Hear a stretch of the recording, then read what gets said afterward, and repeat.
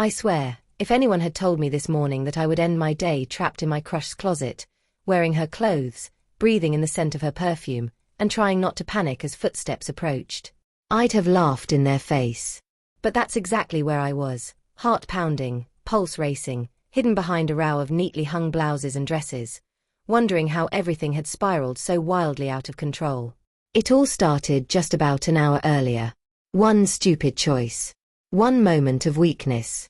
One impossible temptation I should have resisted. And now here I was, surrounded by fabric softer than anything I'd ever touched, wrapped in a silky world that felt dangerously comforting, terrifyingly exciting, and way too perfect. Let me explain. Everything began the second I stepped into Emma's room. Emma, my crush for the past 2 years. Emma, the girl who could make an entire room turn its head when she laughed. Emma, the girl whose closet I was now hiding in like some kind of deranged fashion burglar. I shouldn't have been here. I knew that. But she'd asked me to feed her cat while she was out for the afternoon, and when the cat darted under her bed, I had to go searching for it. That part was innocent. But the moment the cat squeezed into her open walk-in closet, something happened inside me. A tug. A spark. A whisper that said, "Just look. Just once." I could have resisted. Should have resisted. But one step inside her closet felt like stepping into another universe. One made of soft fabrics, subtle colors, quiet perfumes, and a femininity that felt strangely familiar. I didn't mean for any of this to happen. But the second I touched the first dress, everything changed. At first, I told myself I was just curious. You know, appreciating the fabric, the tailoring, the weight of it. Totally normal, right? Except that wasn't the truth.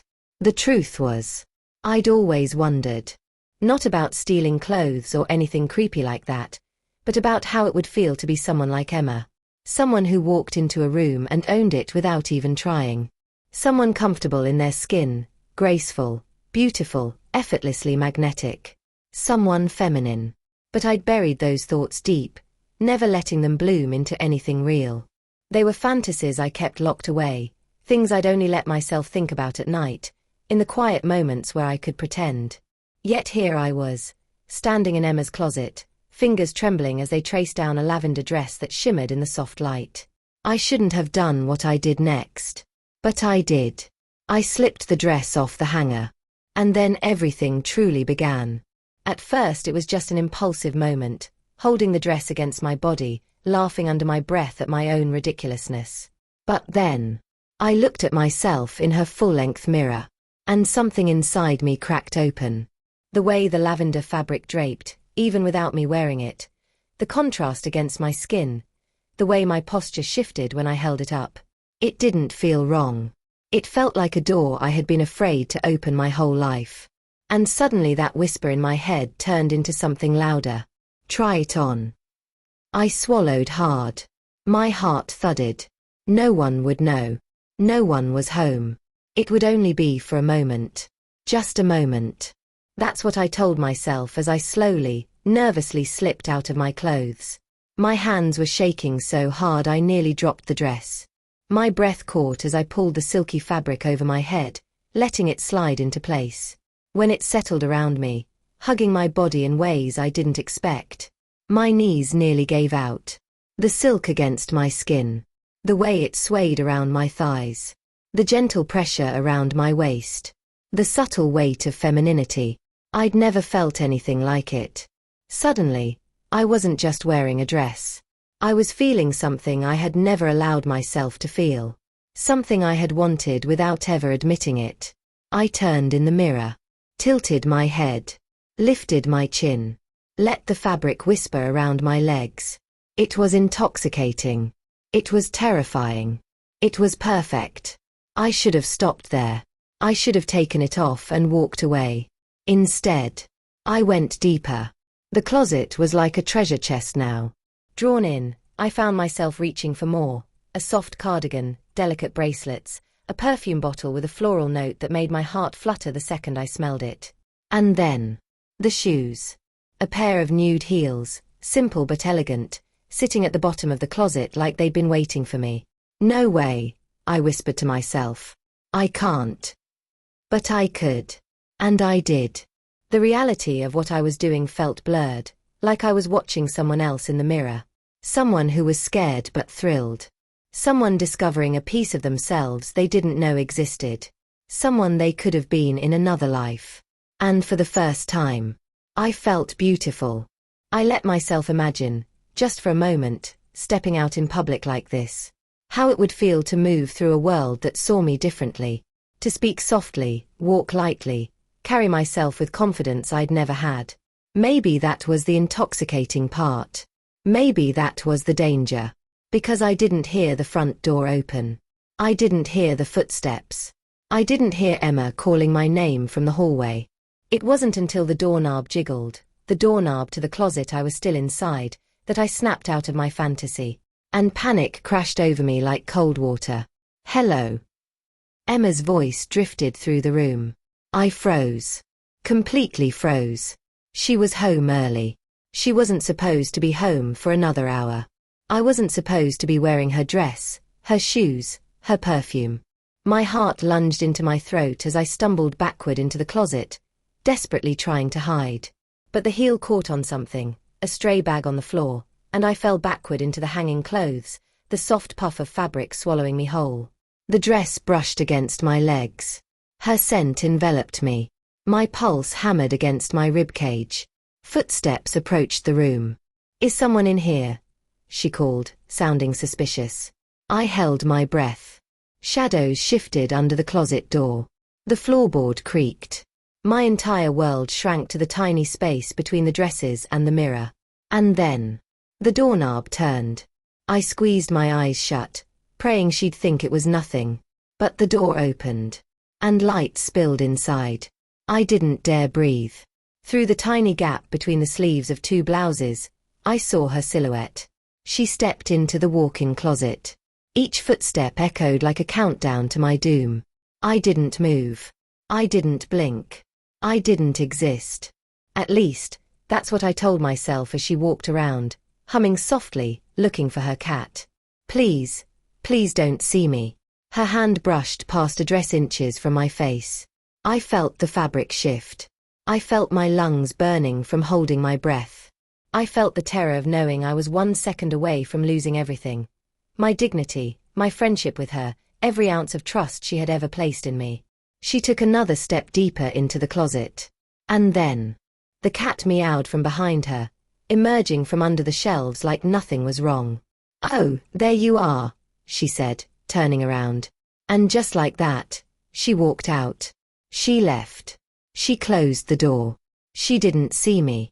I inhaled sharply, tears of relief stinging my eyes. But relief came too soon. Because I heard her sit down on the bed just outside the closet. And I heard her say, I should probably change. It's been a long day. No. No, no, no, no, no. She was about to get up. Open the closet again. Look for clothes. Find me. Not like this. Not dressed like this. Not wearing her dress. I had seconds, maybe less, to escape without her noticing. And I wasn't sure I could. My entire body trembled as I slowly turned, trying not to make a sound. Every movement felt amplified, the swish of the dress, the creak of a hanger, the soft click of a bracelet against my wrist. I caught a glimpse of myself in the mirror, flushed cheeks, wide eyes, lips slightly parted in fear. And yet, underneath the terror, that other feeling was still there. That strange, warm spark of belonging. But I didn't have time to think about that now. I cracked the closet door open a sliver, just enough to peek into the bedroom. Emma sat on the edge of the bed, scrolling through her phone. The window behind her glowed with sunset, casting warm orange shadows across the room. If I timed it perfectly, if I moved quickly, if luck was somehow on my side, maybe I could dart across the room and slip into the hallway before she noticed. But as I hesitated, the heel wobbled beneath me. My heart lurched as I grabbed the clothing rack for balance. The metal let out a soft metallic ping. Emma's head turned. My stomach dropped. Hello, she called, standing up. No, no, please no. She took a step toward the closet. Panic shot through me. I had no more time. No choices left. Fight or flight. I chose flight. I pushed the closet door open. The dress swirled around my legs. The heels clicked loudly on the wooden floor. Emma gasped. What? I bolted past her, nearly tripping, my face burning with humiliation. She called out my name, confused, shocked, maybe even scared, but I didn't stop. I ran down the hallway, down the stairs, out the door, all the way to the street before I finally slowed down, breathless, shaking, and mortified beyond belief. I had just been caught. Not fully. Not completely. But enough. I leaned against a lamppost, burying my face in my hands, the dress fluttering softly in the evening breeze. I didn't know what to do. I didn't know who I was anymore. And yet, even through the panic, through the embarrassment, through the adrenaline, a quiet, undeniable truth whispered inside me. I didn't want to take the dress off. The walk home felt surreal, every step a strange dance in borrowed heels, every movement reminding me of what I'd awakened inside myself. The world felt different, softer, more vivid, like I was seeing it through new eyes. People glanced at me, but no one said anything. A couple smiled politely. One woman complimented my cute dress as she passed by. I muttered thank you in a shaky attempt at a softer voice, and the thrill that shot through me nearly stole my breath. For a moment that stretched like a warm, fragile thread, I forgot about Emma. I forgot about the panic. I felt free. Terrified. Yes. Embarrassed. Absolutely. But free. I walked with a growing confidence, heels tapping out a rhythm that felt strangely natural. My reflection in store windows made my heart leap, not out of fear, but recognition. Was this really me? Could this be me? When I reached home, I lingered in front of the door, fingers brushing the dress's hem, not wanting the moment to end. But eventually, reality caught up. I slipped inside, locked the door behind me, and exhaled a long, trembling breath. The apartment was quiet. Still. Too still. I walked to the mirror. The person looking back wasn't the same one who'd left that morning. And I didn't know how to feel about that. Over the next hour, I paced the room, every step filled with anxiety. Emma would be texting me, calling me, maybe even reporting someone breaking into her home. Because how else could she explain someone dressed like her running through her house? I kept checking my phone, expecting an explosion. But nothing came. No messages. No missed calls. No accusations. Just silence. Which somehow felt worse. I sank onto my bed, hugging my knees, still wearing the dress, unable to bring myself to take it off. The fabric felt comforting, grounding, almost like a second skin. I thought about the moment in her closet, that brief, breathtaking second when I'd felt right. The realization made my heart ache. Not because it was bad, but because I didn't know what it meant. I closed my eyes, breathing in the lingering perfume on my skin, and whispered, "What is happening to me?" But no answer came. Just the soft rustle of the dress. Just the quiet hum of the evening. Just the truth I could no longer ignore. Days passed. I avoided Emma completely. I avoided everyone. But the transformation, the emotional one, didn't stop.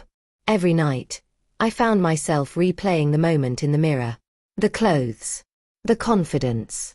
The softness in my reflection. I needed to understand it, not in panic, but with intention. So, I started exploring. Carefully. Secretly. Online tutorials. Voice exercises.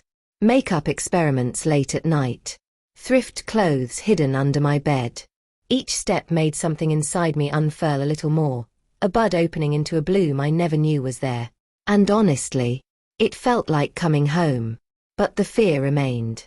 Of Emma. Of being seen. Of being known. Until the day she finally texted me. "Hey, can we talk?" My heart nearly stopped. I stared at the message for 5 full minutes, hands shaking. Then I wrote back. "Okay." When I arrived at her apartment, my stomach twisted with dread. I wasn't wearing the dress, obviously, but I was wearing something different today. Something subtle. A softer sweater. Tighter jeans. A touch of concealer I hoped she wouldn't notice. But I noticed it. The way it made me stand differently. The way my confidence felt more accessible. I knocked. The door opened. Emma looked at me with an unreadable expression. We stood in silence for a moment. Then she stepped aside. "Come in." Her voice was calm. Too calm. I walked inside, heart pounding. She closed the door. And then, after a moment, she said something I never expected. "I'm not mad." I blinked. She took a breath. "I think I know what happened that day. Or at least, I think I understand why." My throat tightened. You don't have to explain," she said gently. I froze. Because her voice wasn't angry. Wasn't mocking. Wasn't disappointed. It was kind. Soft. Understanding. "You've been struggling with something, haven't you?" she said. I swallowed hard. "You saw me," I whispered. She nodded slowly. "Yeah. But I didn't see what you think I saw." I looked up. She offered a small, warm smile. I saw someone who looked relieved. Like they were finally breathing. Emotion hit me so hard I had to sit down. My vision blurred with tears. And Emma sat beside me, not touching me but close enough that I felt safe. Close enough that I felt seen. "You don't have to figure everything out today," she murmured. "But you're not alone. And you don't have to be afraid of me." Something inside me cracked wide open. The fear, the shame, the confusion, all spilling out in shaky breaths. "I don't know who I am," I whispered. And Emma replied. "Then we'll figure it out together." The days that followed weren't perfect. Nothing ever is. But everything changed. Emma never pushed, never judged, never demanded explanations. Instead, she became a quiet presence in my journey, offering help when I asked, space when I needed it, and laughter when I forgot how to smile. We experimented together. Clothes, makeup, names, voices, each step a small victory. Each moment a piece of myself I didn't know I was missing. I started going out more, small trips at first, then longer ones. Every outing built more confidence. Some people stared. Others smiled. A few even complimented my style.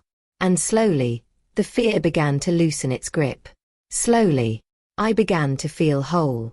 Until one evening, weeks after the closet incident, I caught my reflection in a shop window and didn't recognize the person staring back. Not because they were unrecognizable, but because they looked more themselves than I had ever seen. More me. More real. More true. I never expected a moment of panic in a closet to change my life. I never expected it to unravel years of confusion. I never expected to discover a part of myself I had kept hidden, buried, silenced. But that's the thing about being trapped. Sometimes the only way out is through. And sometimes what you find on the other side isn't something to fear, but something to embrace. Because the real transformation doesn't happen on your skin. It happens in your heart. And standing here now, softer, braver, more honest, I can finally say the words I never thought I'd be able to. I'm not afraid of who I am anymore. Not the person in the mirror. Not the one in the closet. Not the one who ran out the door in heels. Because every version of me was just trying to find the truth. And now, I'm living it. One step, one breath, one brave, beautiful moment at a time.